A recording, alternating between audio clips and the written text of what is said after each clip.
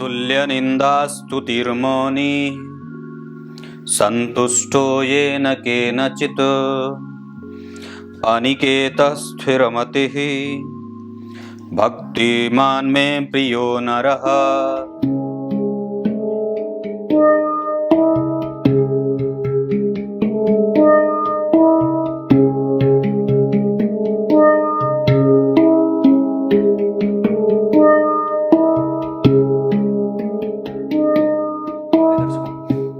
नमस्कार, एक बार फिर से उपस्थित हूं आप सबके सामने शुक्रवार के बाद शनिवार के कार्यक्रम में।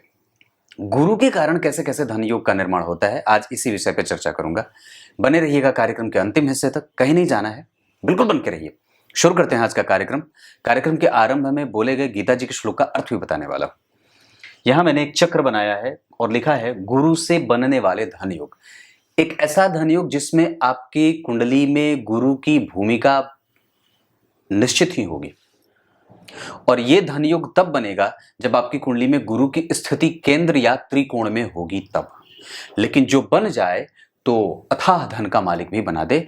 मतलब व्यक्ति संतुष्टि का मार्ग चुन लेता है, संतुष्ट होकर के धन कमाता है और वो धन उसको संतुष्टि देती भी है। पहला सूत्र, मैं 5 सिद्धांत बताऊंगा, ऐसे आप लोगों को समझने में आसानी भी होती है। तो पहला सूत्र यह कहता है कि चाहे सारे ग्रह मृत हों, अवस्थागत या शत्रु के घर में बैठे हों, कुछ नीच के भी हों, सब इधर उधर छटपटा रहे हों, और एकमात्र ग्रह गुरु अगर केंद्र में बैठ जाए, अपनी राशि के या उच्च के, या तो मीन के या धनु के या तो कर्क के, मतलब ये तीनों लग्न बना हो, मीन, कर्क और धनु, या अगर ये तीनों में से कोई भी लग्न ना बना हो और सिर्फ केंद्र में गुरु बैठे हों और बाकी के सारे ग्रह जो हैं वो इधर उधर विकल हो रहे हों, परेशान हो रहे हों, तो भी व्यक्ति को धन दे देते हैं, तो भी व्यक्ति के पास धन बना रहता है और तो भी व्यक्ति जो है वो धनवान होता है।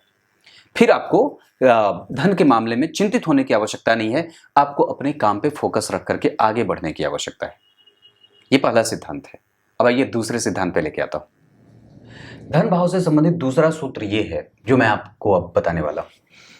अगर जन्म कुंडली के धन भाव के अधिपति, जैसे यहां पे धन भाव में मंगल की राशि बनी, यानी कि धन भाव के अधिपति मंगल चतुर्थ भाव में बैठे हों, पंचम भाव में बैठे हों, सातवें भाव में बैठे हों, नवम भाव में बैठे हों या एकादशवें भाव में बैठे हों, और इन्हीं भावों पे गुरु की भी दृष्टि पड़ती हो, तो व्यक्ति धन से युक्त होता है जीवन भर। फिर उसको धन जो है वो परेशान नहीं करता आने के लिए, और वो आता रहता है और व्यक्ति को सुखी बनाता रहता है। आपकी कुंडली में धन भाव के अधिपति कहां बैठे हैं?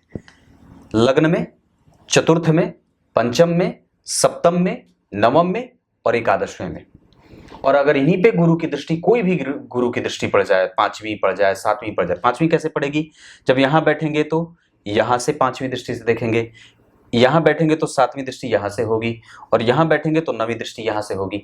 तो गुरु जहां बैठे वहां से देखिए कि क्या उस भाव को गुरु की दृष्टि जा रही है। अगर मंगल यहां बैठेंगे तो गुरु को यहां बैठना चाहिए, यहां बैठना चाहिए या यहां बैठना चाहिए, तब जाकर के आपके धन भाव के अधिपति मंगल पे उनकी दृष्टि जाएगी।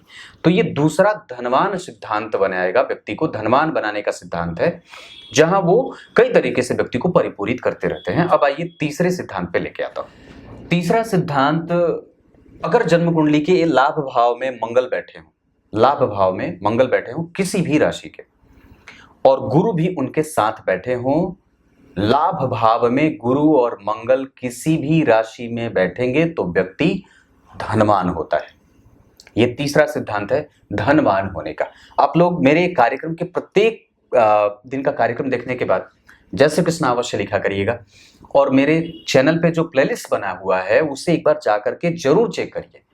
उसमें आपके लग्न की कुंडली का मैंने कैसे विश्लेषण किया है, उससे अपनी कुंडली को अध्ययन के स्वरूप आप उसको समझ सकते हैं।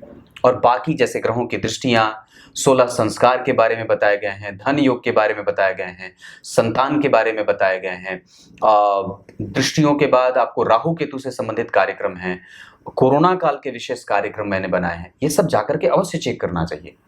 अब आइए चौथे सिद्धांत पे लेकर के आता हूं। चौथा सिद्धांत है शुक्र और गुरु को लेकर के। जैसे अगर आपकी कुंडली में शुक्र एकादशवें भाव में बैठे हो और गुरु यहाँ बैठे ना हो, गुरु की उन पे दृष्टि पड़ जाती हो, या फिर अगर शुक्र एकादशवें भाव के अधिपति हो, यानी कि 2 या 7 यहाँ एकादशवें भाव में लिखा हो, और वो चौथे भाव से या लग्न से संबंध बना करके या पंचम भाव से संबंध बना करके, पंचम, लग्न और चतुर्थ, पंचम, चतुर्थ और लग्न, शुक्र यहाँ के अधिपति हो गए। मतलब या तो 2 और 7 यहाँ लिखा, या तो वो यहाँ बैठे हो, या यहाँ बैठे हो, या यहाँ बैठे हो, और इन्हें तीनों ही भावों पे गुरु की दृष्टि पड़ती हो। मतलब गुरु यहाँ से इसे देख लेते हो, गुरु यहाँ से देख लेते हो, या गुरु यहाँ से बैठ करके इसे देख लेते हो, गुरु यहाँ से बैठ करके इसे देख लेते हो। मतलब इन्हीं भावों में शुक्र बैठे हो और गुरु की दृष्टि उन पे पड़ जाती हो, तो ये धन योग होता है।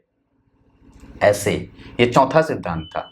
अब 5वें पे लेके आता हूं। 5वां और आखिरी सूत्र ये है इस कुंडली का, कार्यक्रम का, कि अगर नवम भाव के जो भी अधिपति आपकी कुंडली में बनते हो, जो भी ग्रह आपकी कुंडली में नवम भाव का क्षेत्र संवार रहा है, उस भाव का अधिपति अगर केंद्र में बैठा हो किसी भी भाव में, या तो नवम के अधिपति होकर के यहां बैठ गए, यहां बैठ गए, यहां बैठ गए, यहां बैठ गए, और उस पे गुरु की दृष्टि पड़ जाए, तो ये विशेष धन योग होता है। और व्यक्ति आजीवन अपने कुटुंबजनों से, आजीवन अपने पिता से, आजीवन अपने पिता के द्वारा प्राप्त धन से धन प्राप्त करता रहता है और सुखपूर्वक जीवन जीता रहता है। ये 5 सूत्र आपको मैंने बताए हैं जो धन योग के लिए गुरु की भूमिका को महत्वपूर्ण बना देते हैं, और गुरु के कारण बनने वाले ये धन योग, जिसमें किसी न किसी वजह से गुरु की जो है वो संलिप्तता देखी जा रही है, उनका महत्वपूर्ण योगदान बन रहा है।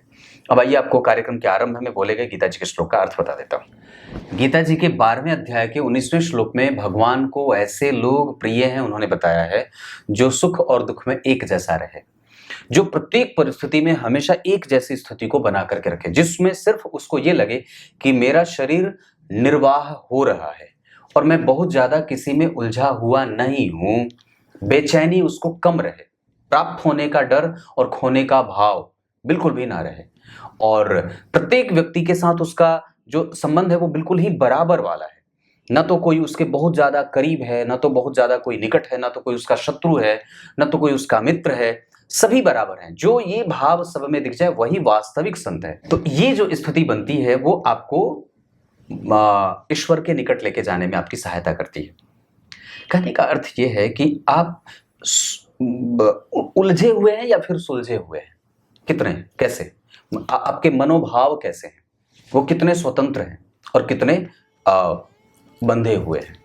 बंधे हुए हैं तो उसको खोलने की आवश्यकता है, ग्रंथियां, और अगर खुले हैं तो उसको और भी ज्यादा विस्तार देने की आवश्यकता है। कुछ इसी तरीके से आज के कार्यक्रम का समापन करते हैं। तब तक के लिए इजाजत दीजिए। कल एक बार फिर से उपस्थित होंगे आप सबके सामने। तब तक के लिए बहुत बहुत नमस्कार।